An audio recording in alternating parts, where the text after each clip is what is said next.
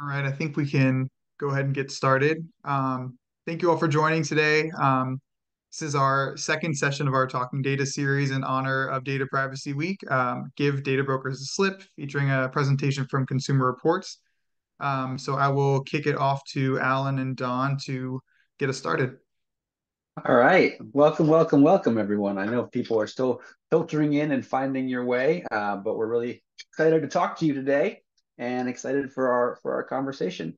Um, Welcome to the Data Brokers Giving the Slip Data Brokers webinar. Today we're going to be showing you something called Permission Slip, which is an app that Consumer Reports has made, as well as many other tools designed to let you choose how much data you are sharing with the world. We're really excited to have this conversation in conjunction with the National Cybersecurity Alliance. So thank you, Lucas, so much for having us. Um, and we're also going to be talking to you today about data brokers, what they are, how they operate, and what you can do to regain a modicum of control over your own data from data brokers. So my name is Alan Smith. I'm an organizer from Consumer Reports. Consumer Reports, if you don't already know us, is an august institution. We were founded back in 1930, and our org was founded as a union of concerned consumers targeting big milk. That's right. There used to be different grades of milk, and the very first Consumer Reports study showed that there was actually no difference between quality grade A and quality grade B milk. But from those humble beginnings, we have been advocating with and for consumers for more than 80 years. We have a testing wing, which most people are familiar with. Last year, our testers vacuumed more than 30 miles of carpet, testing different home vacuums, for example. And those testers help consumers figure out the safest, most effective, most affordable products to buy. We have a media wing, investigative journalists and product reviewers who are uncovering consumer harms and sifting through the endless world of consumer products and services looking for things that will harm or help you. And finally, there's our advocacy wing.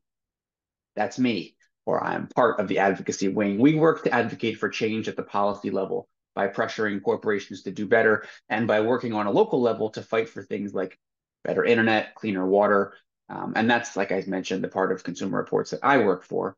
Lots of people use CR in lots of different ways, but the CR we're talking to you from today is a community of people who take action on issues that matter. So I will stop now monologuing about Consumer Reports and tell you we're also joined by a few other people from the CR side. Don Marty, who is an advertising reformer, who's working with CR as on the research side that led to Permission Slip. And then Daniela Raposa, who will be joining us mostly in chat, who is the community manager over at Consumer Reports Innovation Lab. Just to give myself a break for a second, Don, why don't you come on and say hi? Where are you joining us from? Hi, I'm joining from sunny Alameda, California, which is the state of California is home to the nation's first comprehensive privacy law, and so uh, we're a little bit ahead. A lot of other places in the nation are catching up, and happy to be here with everyone. And we will be talking at least a little bit about what we all can do to make sure that the right to privacy is shared equally across the different states. As Don mentioned, it's sort of a complicated map right now of where there are and are not options or are and are not good comprehensive laws. Okay, we're almost to the bit where we start talking about data brokers, but first, quick housekeeping, what we're going to talk about today. We're going to tell you about what the data economy is and how data brokers work. We're going to tell you about an investigative study that Don and I worked on that was published last week. We're going to talk about what you can do to take action around protecting yourself in the data economy world. And then we'll talk a little bit about what comes next and hopefully get you all out of here in about 25 minutes. A couple of quick housekeeping notes. We are recording this to share, and I can assure you that although information may come fast, we will be capturing it all and sending it to you in a follow-up email. So if you miss a link or if you miss something that Don or I say, don't worry, you'll have a second bite at that apple. It's meant to be an introduction to all of the different tools that Consumer Reports and NCA have on offer. So if things, again, if things fly by, don't worry, you'll get other chances at some of this. Watch out for acronyms. Don and I have on occasion been known to jump right in and start talking shop at a level that may slow you down. So if you need to use the Q&A function, I'll be keeping track of that. And if we have a question or you need us to go back over something as we go, please let us know. I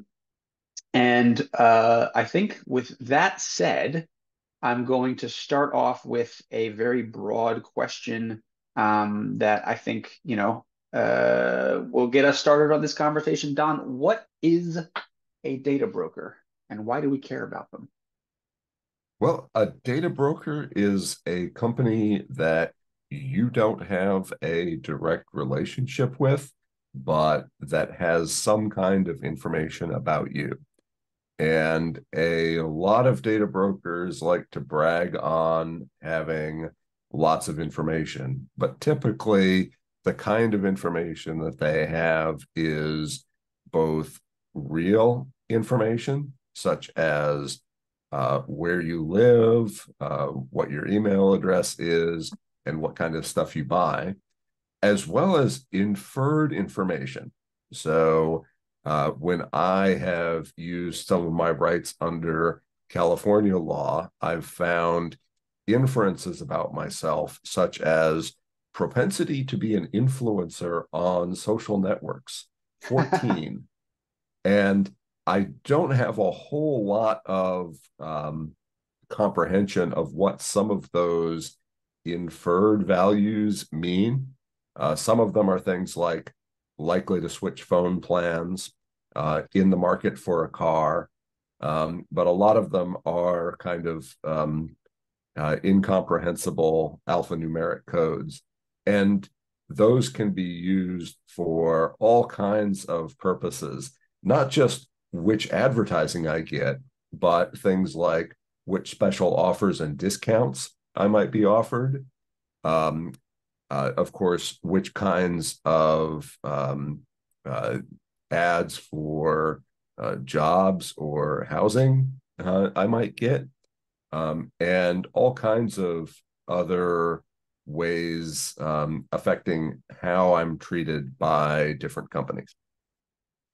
And I will confess to you, friends, that when I started working with Don on this project back in the summer, I was theoretically aware of the data broker as an idea, but had no idea at all about the scale of the data economy and sort of the numbers of and we'll talk a lot about kind of what we discovered about the number of transactions and the ways that data brokers put together the profile that Don was describing here. But Don, do you have a sense, like both in terms of officially registered and probably operating as a data broker behind the scenes, about how many different companies sort of fall under the category of having information about us that and making inferences about us that we maybe didn't choose to have? How That's a many of those really good, companies are there? yeah, that's a really good question. There are hundreds of data brokers registered with the states of Vermont and California, which are both states that have laws on the books saying that those companies are required to register. But we don't really understand the size of the whole data economy, who's got information that they're sharing for what purposes. Right. So then let's get into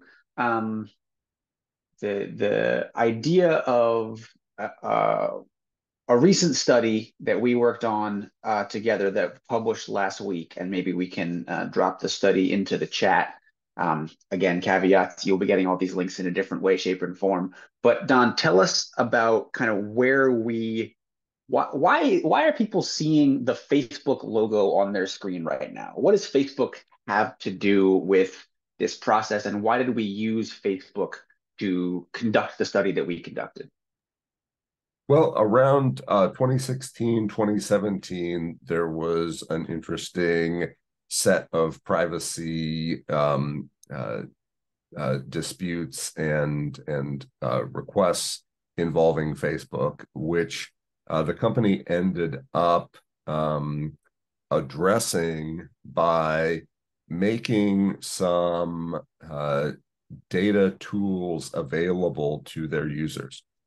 And so if you have a Facebook account, they give you access to a feature called download your information, that will let you get not just the stuff that you do on Facebook, but also the information that companies send Facebook about your activities not on Facebook. So this is a tool that that Facebook provides, but that a lot of other companies that you might have an account on do not have. Which gave us the opportunity to go look at what Facebook was doing specifically. And I'll just, in broad strokes, one of the programs that I am so lucky to work on here at Consumer Reports is something called Community Reports, which is the citizen science participatory research wing of what we do here at CR. And so it was in working with the participants of that community report program. We got about 2,600 or so, maybe slightly more folks, to go to their Facebook profile, download a specific piece of data that Facebook makes available to them, and then send us that piece of data. When you look at an individual version of these pieces of data, they, at least to me, didn't tell me very much. But when we had more than 2,500 of them in one fell swoop, we were able to figure out a bunch of things about the surveillance economy. And so, Don, what do you feel like? What were your big takeaways from going through the data that was donated to us?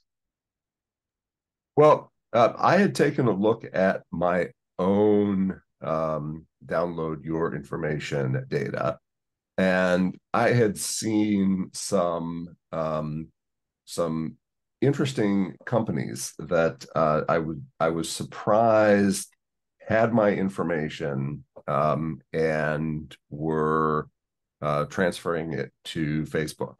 So in one case, I saw that a car dealer in New Jersey had at some point uploaded a list with my name on it to Facebook. And of course, I've never bought a car in New Jersey, never had any dealings with this company. How did my information get there? And what we found when we took a look at Facebook data from all those participants who participated is there are a lot of car dealers in that data.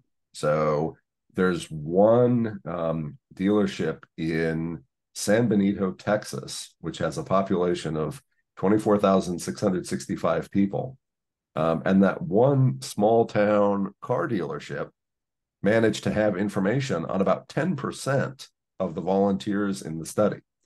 So somewhere out there, there's somebody compiling lists and making them available to car dealers, probably going around to car dealers and saying, hey, we've got this list of hot in-market car buyers for you.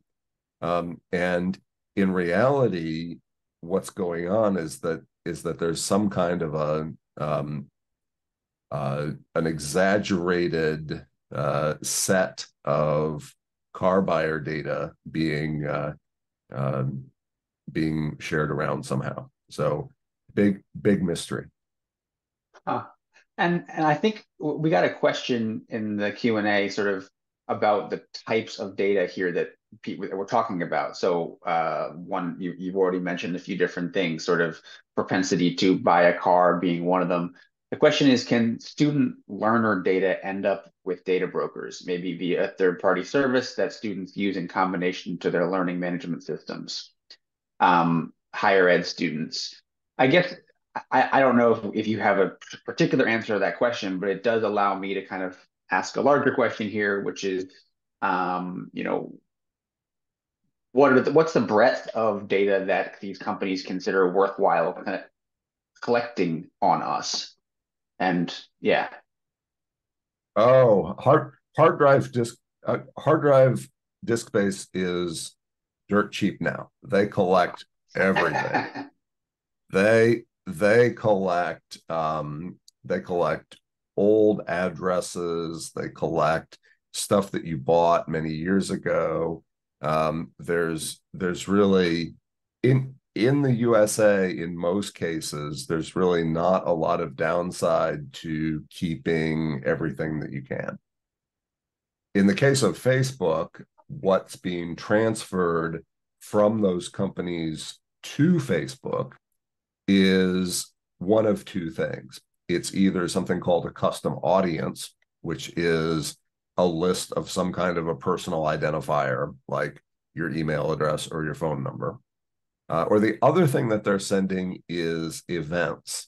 And an event consists of who you are, what the time and date is, and what happened. So, for example, if you're playing a game on your phone and you level up, that could result in an event of leveling up in a game being sent to Facebook.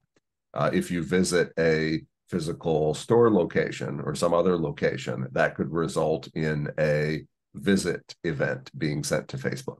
So those are really the two kinds of data sets that we were able to see in the current study. But of course, the companies keep a lot more data of different kinds. And I think the how is interesting here too. From the apps that we use, server to server tracking, I mean, what are the different ways that we are aware of this data collection happening? The first and most obvious one is the so-called Facebook pixel, which is really just a little bit of JavaScript that runs on a web page. And that's the kind of tracking that you can largely protect yourself from if you're running Mozilla Facebook container. And it's also the kind of tracking that a site called The Markup can analyze when they run a tool called Pixel Hunt. So that's really the easiest to protect yourself from and easiest to research kind of tracking. The next kind of tracking is what we call SDKs, or software development kits. And that is software that's provided by Facebook that companies can build into a mobile app. So it's extremely common, for example, for mobile games to have a Facebook SDK in them, or for any kind of a retail app that you'd buy something online using the app, to also have the Facebook SDK, so that your activity is being reported to Facebook as you use that app. Now, SDK tracking is probably the second easiest to understand and protect yourself from, because mobile device platforms have various tracking settings that you can flip. There's a good page on Consumer Reports covering how to set up the settings on your phone or tablet.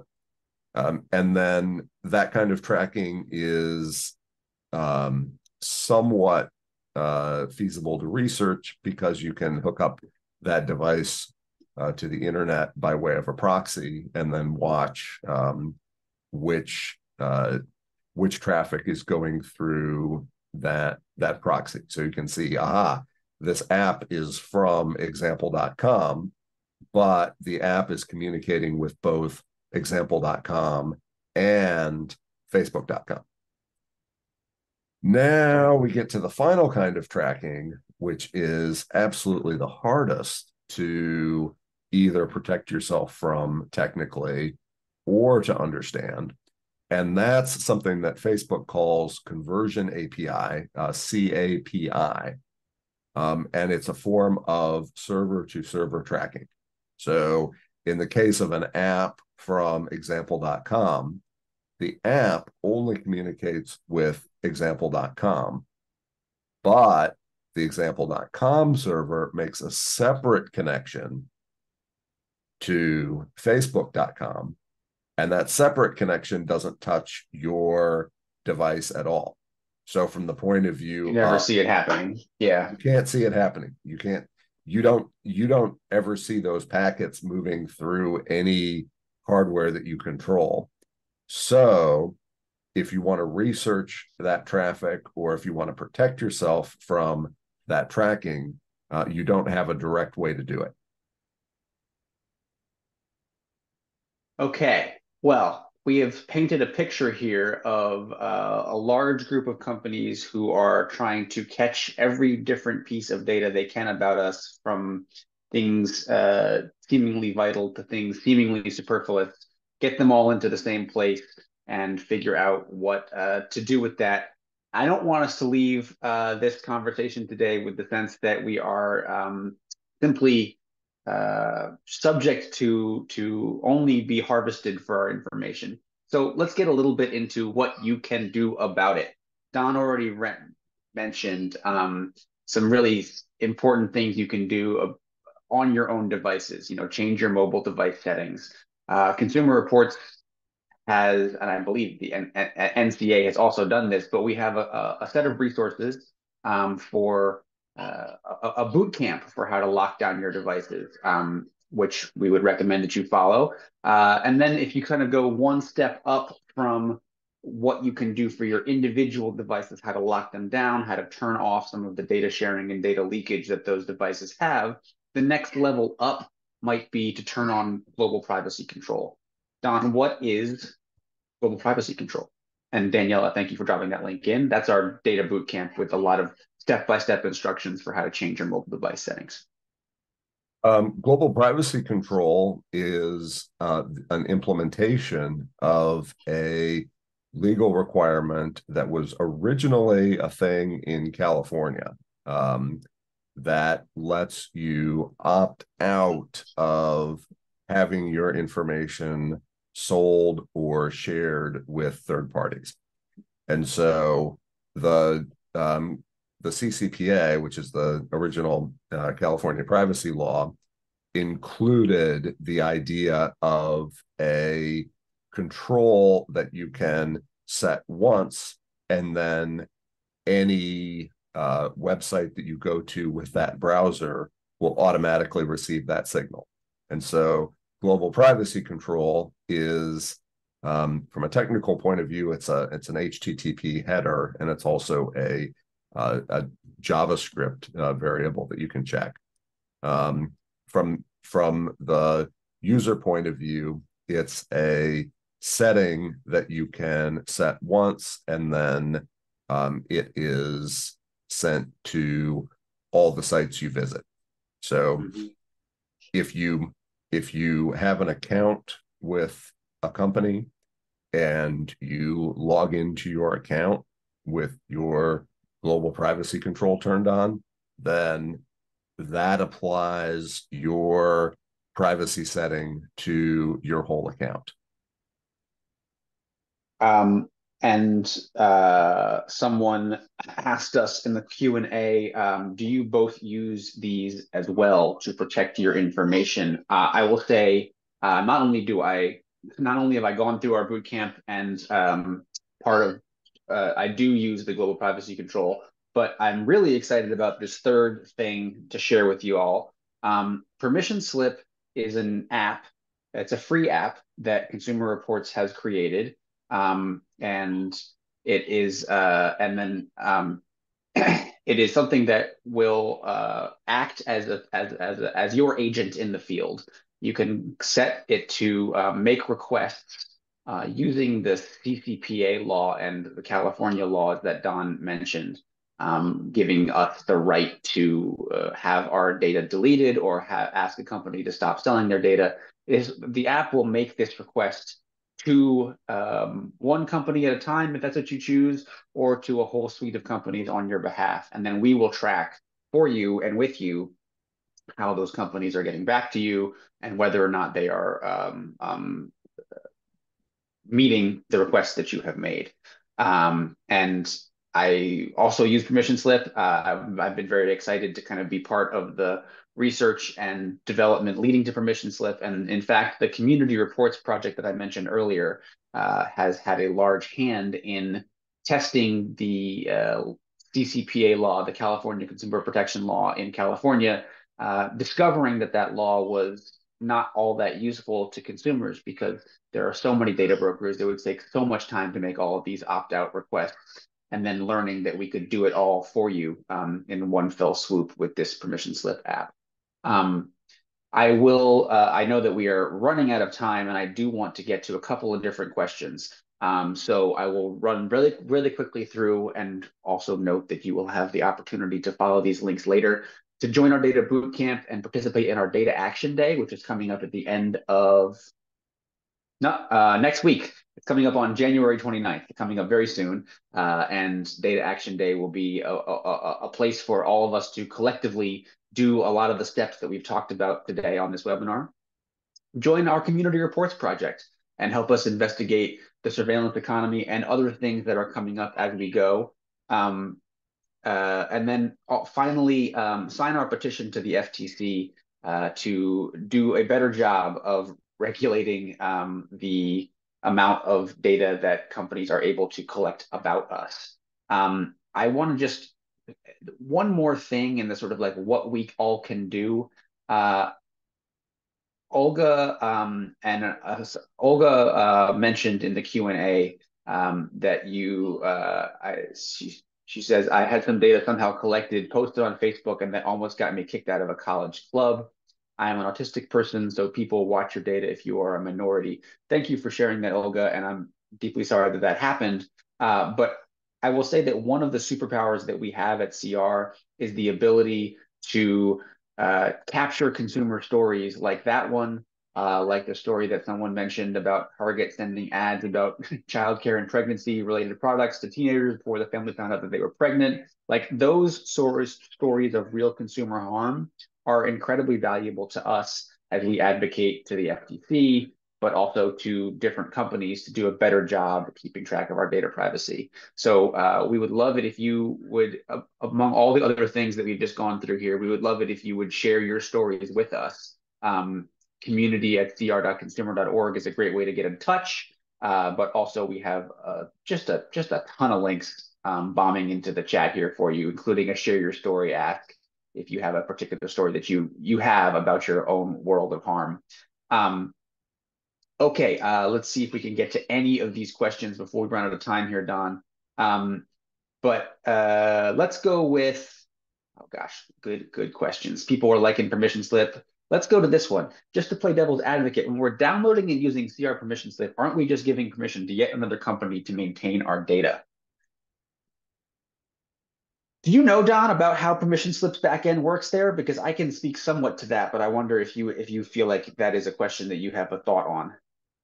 Yeah, I think that permission slip does a good job of data minimization, as in only collecting the amount of information from the person that's actually needed in order to do the work. So with any software that you might install, there's always some risk that newly discovered exploit, your stuff gets brutally hacked. And so obviously one of the privacy tips that people like to share is please go through your phone. If you've got apps on there that you aren't using, either delete the app, or if that app is the front end to an account for a company you no longer have a relationship with, then delete your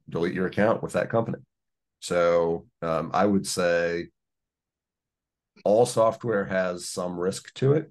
And so if you want to minimize your risk from using permission slip, just find 2 other apps and delete them, and then install permission slip, and you're still one ahead. Love that. One more anonymous question here. The permission slip by CR seems helpful for sure, but my understanding of CCPA is that these requests could only be honored if you are a California consumer. That is technically accurate. I have 2 things, though, to say about that point. One is that while it is true that the permission slip is built on the structure of existing state-by-state privacy law, we hope very much that the act of using permission slip is creating impetus for other states to pass this law. So we need to spread what CCPA does for Californians to every other part of this country. And we need to do that right now. It seems most probable that we can do that on a state-by-state level.